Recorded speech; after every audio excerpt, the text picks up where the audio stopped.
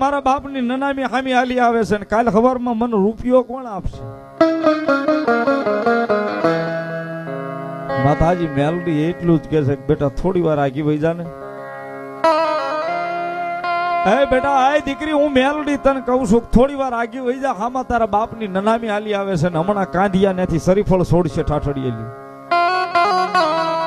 અને મારા પાણાની માથે છૂટા ઘા કરશે ને જો એમાંલી એકાદું કાસલું બેટા હવે તને વાગી જાય ને તો તારું આખું હાંકરોળા ગામ હું મેલડી સાફ કરી નાખું છું.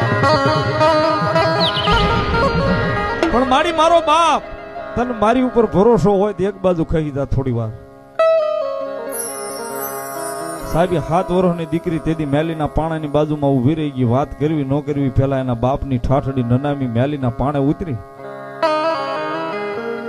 4 કાંધિયા સરીફળ ખોલ્યા. ગામના જોવે છે દીકરી ઊભી છે, માથામાંથી લોહી કેતા લુધીર ઉયું જાય છે. વળી ગામના ને એમ થયું કે અહીંથી દોડાદોડ નીકળી થી ક્યાંક ઠેબુ આવ્યું છે ને પડી છે ને માથાની માલપા વાગી ગયું છે. ભોળી ઊભી, કોઈ વાંધો નહીં, ભલે ઊભી સાહેબ. પણ 7 વર્ષની દીકરી ટવર પોતાના બાપના મળદા હામું નનાની હામું જોઈને રોવે છે સાહેબ. માતાજી ઘડીક મેલડીની હામું જોવે, ઘડીક પોતાના બાપના સબની હામું જોવે. કાંધિયાએ ચારે નાળિયેર ખોલ્યા.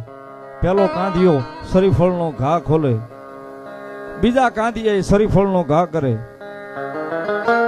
ત્રીજો કાંધિયો મેલડીના પાણાની માથે સરીફળનો ઘા કરે. જ્યાં ચોથો કાંધિયો આવીને ઉભો રહે સરીફળનો ઘા કરે નો કરે ઈ પેલા તો સાહેબ નનામીના બંધ છોડાવીને નાથા કોળીને મેલડીએ ઉભો કર્યો.